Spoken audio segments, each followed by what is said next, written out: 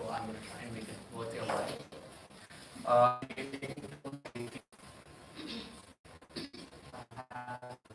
Available on the IITBX platform using the free and open source tool called Blender. Now it's been offered about 5 times and have an average enrollment of about 4,000 students in each iteration. And before the students can get to animating things, they need to understand basic 3D concepts and working with a tool like Blender. So the early assignments in the course involve creating basic 3D models. And one of the drills that they have to do early on is creating this crown. Now this works well because for concepts, selecting faces and extruding them, and so extrusion is when you select a face in 3D and pull it out. This works well. There are repetitive patterns and it's easy to play with these basic 3D primitives. An important thing to remember though is while there is more than one way to make a crown, the drill is expected to be followed to the T because the idea is to learn the basic concepts and not just creating an artistic model. So we received a lot of submissions for this, and while most of them look like crowns, legitimately, you can see that there are some issues with the incorrect faces being selected or them being extruded incorrectly. This is also a crown, but the repetitive spikes are on the inside of the torus. So we found that in general, there are 2 types of errors that most people make. One is an incomplete model where they don't finish the whole thing, or they use correct 3D primitives. So instead of starting with a torus, they would start with a cube, for example. So there is some scope for automating this process since we're not evaluating the subjective quality of the crown, but the objective steps involved in the process. Which brings me to some numbers. So we found that about 25% of the students submit the first assignment. So with an enrollment of about 4,000, we're looking at 1,000 assignments being submitted. And these are all .blend files, which is the file format in the tool. These are not rendered images because to inspect the steps followed, we have to access the actual model and not just the image of the crown. So hopefully you can see that grading this is an extremely resource-intensive task. So it is useful if we could come up with an automatic grading tool that frees up the instructors to work on more interesting things for the course itself. Dr. Samira agrees with the interesting part, but at least for me, that's what it is. So before we can solve the problem, we need to look at the existing system and what the typical user workflows are on the IITBX platform. So we have 2 types of users. We have the students and the instructors. Now the instructors interact with something called a content management system where they upload the coursework, which then gets presented in what's called a learning management system where the students can access said coursework.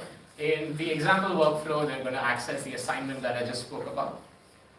Now the students then upload their submitted blends to the LMS, which finds its way back to the instructors through the CMS.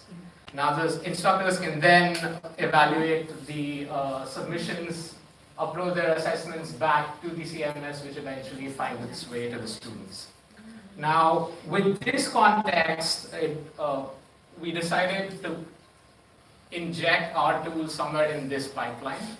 So the auto grader, which currently is a standalone tool, is something that the course instructors can interact with directly. And here, we allow them to upload a rubric blend file, which is the master copy of the crown as expected. So what happens is when now a student submits their blend files to the content management system, the tool can then extract that, and the rubric is a one-time upload. So once the instructors have uploaded it, the tool keeps a copy of it. Now there's a submodule called the comparer, which takes as input both the submitted blend file and the rubric, compares it against the instructor specified attributes, and then passes it on to an assessor that can do additional processing to generate the assessment that eventually then finds its way back to the content management system and the students into the LMS. So let's look at this in a little more detail. The comparer now looks at the following attributes. These are all defined, and this is an initial set expected to be expanded in the future. So look at object placement in the 3D world. So this involves the location and the rotation configuration. The number of polygons. If you sometimes add certain modifiers to a mesh, it explodes in the number of polygons involved. We do not want that to happen because it's supposed to be a drill that's very simple.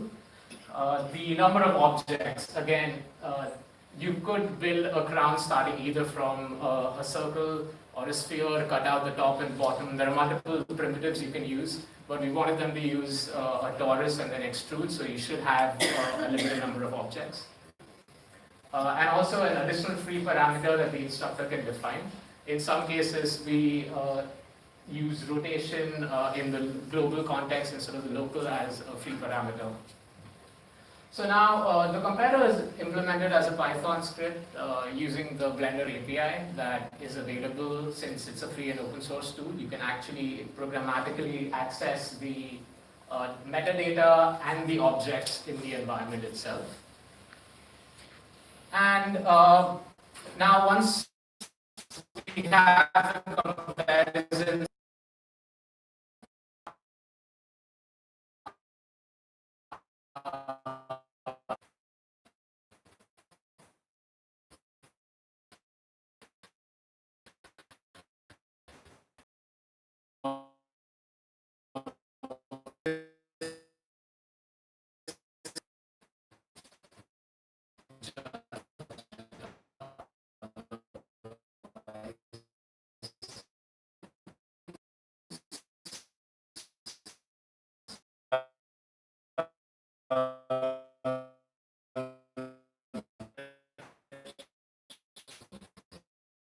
yeah.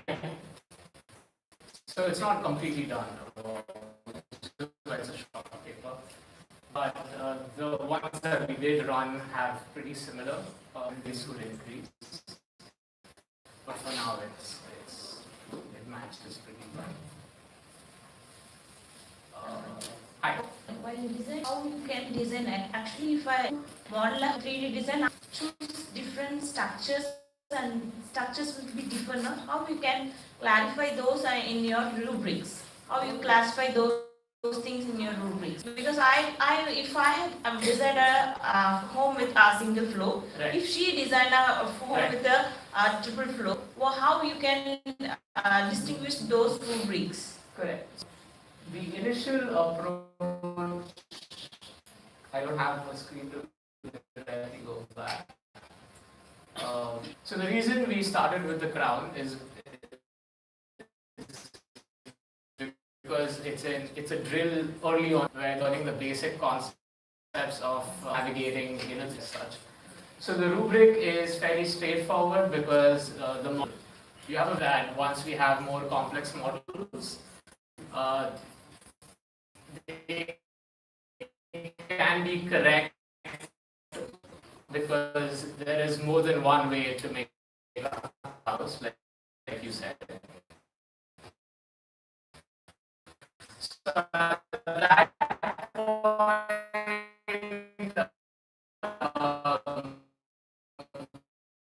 the future direct mesh-based comparisons would be more of a requirement because you could. I'm going to give time.